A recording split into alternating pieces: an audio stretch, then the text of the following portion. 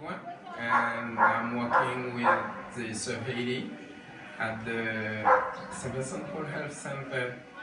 And after the hurricane, we realized, after assessing, volunteers were assessing, and the community health workers and also the gift of water technician, we realized that our biggest threats, not that we expected, but we know it will come, it will be cholera.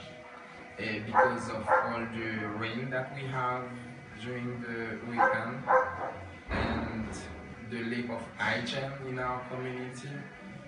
So we will need more support in that sense to help the people out.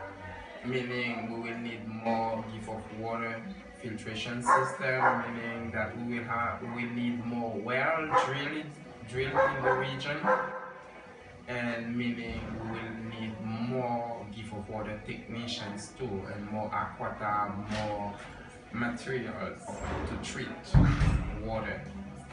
So we expect that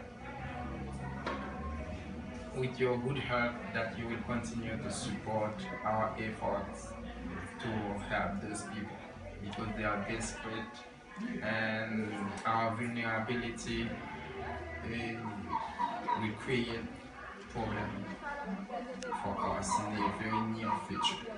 Thank you.